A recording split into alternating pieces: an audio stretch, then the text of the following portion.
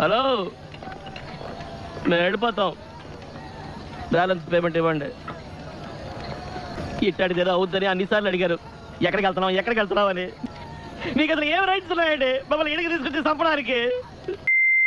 Outdated కొట్టుడు, cliché scenes, అసలు నవ్వేరాని comedy అన్నీ కలిస్తే అదే ఈ కే ర్యాంప్.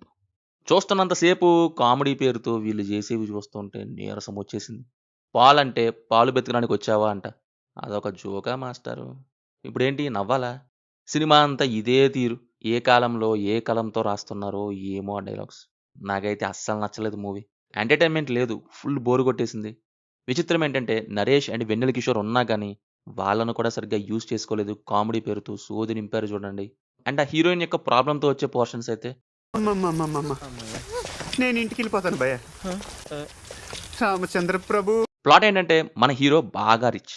ఎంత రిచ్ అంటే నాకు మాత్రం ఏం తెలుసండి. ఎంతో రిచ్ అనుకోండి. డిసిప్లైన్, లైఫ్ మీద సీరియస్నెస్ ఏమీ ఉండవు. వెరీ కేర్ ఫ్రీ అనమాట. అలాంటి మన హీరోని సరైన మార్గంలో పెట్టడానికి కేరళలో చదవడానికి పంపిస్తాడు వాళ్ళ నాన్న. అక్కడ లవ్ స్టోరీ. ఆ తర్వాత ఏమైంది, లవర్తో వచ్చే ప్రాబ్లం ఏంటి, నెక్స్ట్ ఏంటి, ఇదంతా చూస్తారు మీరు సినిమాలో. ఈ కే ర్యాంప్కి వెళ్ళి నేను బలయ్యాను. అలాగే రాణి అనే ఆమె ఒక ట్రాప్లో పడి ఇరుక్కొని ఎటు వెళ్ళాలో తెలియక ప్రాబ్లమ్స్ ఫేస్ చేస్తుంది. ఎక్కడ అంటే రికార్డింగ్ డ్యాన్స్ రాణి అనే షార్ట్ సిరీస్లో. అందులో రాణి అనుకోకుండా ట్రాప్లో పడిద్ది. ఇక ఎటు వెళ్ళలేకపోతుంది. ఒక పక్క కొందరితో ఫైటింగ్, చెల్లెల్ని కాపాడుకోవాలి. ఇంకో పక్క పొలిటీషియన్స్ స్కీమ్స్. ఇవన్నీ తాను ఎలా ఎదుర్కొంది, ఏం చేయలేని స్టేజ్ నుంచి ఎలా బౌన్స్ బ్యాక్ అయ్యింది అనేది ఉంటుంది. ఒక రకంగా మీరు ఎందులోన్నా ఇరుక్కుపోతే సమస్యలు అవి ఇవి ఉంటే ఇది మీకు హెల్ప్ అయ్యే ఛాన్స్ ఉంది కూడా. ఎలా ముందుకు వెళ్ళాలి అని చూపిస్తుంది ఈ షార్ట్ సిరీస్. ఇంట్రెస్టింగ్గా ఉంటుంది. ఇది వచ్చేసి చాయ్ షార్ట్స్ యాప్లో ఉంది. కొత్తగా స్టార్ట్ చేశారు అండ్ చాలానే వదులుతున్నారు కూడా చూడడానికి. ఇంకా వస్తూనే ఉన్నాయి కూడా.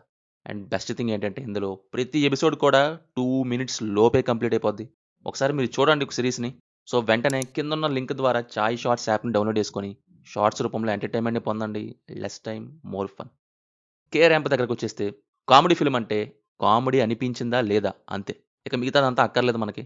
అయితే ఇక్కడ అదే బిగ్గెస్ట్ బొక్క. ఆ కామెడీ ఏమనిపించలేదు. రీసెంట్గా కామెడీ అంటే ఎందుకో కూనీ చేస్తున్నట్టే అనిపిస్తుంది. కామెడీ అనిపించట్లేదు, ఆ ఫన్నీ ఎక్స్పీరియన్స్ రావట్లేదు. 2 ఓల్డ్ డైలాగ్స్ వాడేస్తున్నారు. కే ర్యాంప్ విషయానికి వస్తే దీంట్లో కంటే ఎస్ఎంలో మీమ్స్, వాటి కింద కామెంట్సే హిలేరియస్గా ఉంటాయి కదా అనిపించింది. అట్లీస్ట్ క్యారెక్టర్స్ కామెడీగా రాశారా అంటే అది లేదు. కామెడీ పేరుతో ఫుల్ అవుట్డేటెడ్ జోకులే. చాలా చోట్ల ఆర్టిఫిషియల్గానే అనిపించాయి. ఆ ఎల్ డైలాగ్ కోసం లూడో ఆడదామా అని అడుగుతాడంట. జోక్స్ పేలాలంటే న్యాచురల్, న్యూ అండ్ స్పాంటినియస్గా అనిపించాలి. ఇక్కడేమో ఓల్డ్ రైమ్స్ అన్నీ తెచ్చి రింగా రింగా రోజెస్, రంగుల రత్నం క్లోజెస్ అంటూ పాత పంచాయతీలే. కామెడీ బిట్స్ ఏం పేలలేదు నాకైతే. 2-3 చోట్ల హీరో కుమార్ వింతగా అరుస్తాడు. ఆ అరిసేవి తప్ప జోక్స్ కానీ, డైలాగ్స్ కానీ, సీన్స్ కానీ ఏవి పేలలేదు. డానియల్ని ధనియాలు అని అనడం అయిపోయింది కదండి. ఎప్పుడో చూసింది ఇది, ఎస్ఎంలో వాడేసింది. ఎవర్రా నువ్వు అంటే మనిషిని అనటం. అది కుమార్, ఇది క్వార్టర్ కుమార్. ఇంకా రాయండి semester Suresh, full Phanendra. Old rhymes అన్నీ వేసి పొట్లం కొట్టేసినట్టుంది. పోనీ ఆ రాసేవి ఏమన్నా కొత్త ఉన్నాయంటే అది లేదు. ఇంకా హీరోయిన్ ప్రాబ్లం విషయానికి వస్తే చెప్పడం బాగానే చెప్పారు, చైల్డ్హుడ్ థింగ్ కూడా బాగానే చూపించారు. బట్ ప్రజెంట్ దగ్గరే కామెడీ చెయ్యాలని 2 అవర్గా చేశారు. ప్రామిస్ ఏమో కానీ ఆ క్యారెక్టర్ ఏదో ఒకటి చెయ్యాలనే చేసినట్టుగా ఉంటాయి. మనిషిలోని ప్రాబ్లమ్ని నవ్వు తిప్పియాలంటే అది చాలా ఆర్గానిక్గా ఉండాలి. లైక్ మహానుభావుడు, బలిబలి మగాడివే. అది సిచ్యువేషనల్గా యూస్ చేసుకున్న ఫన్నీగా ఉంటుందేమో.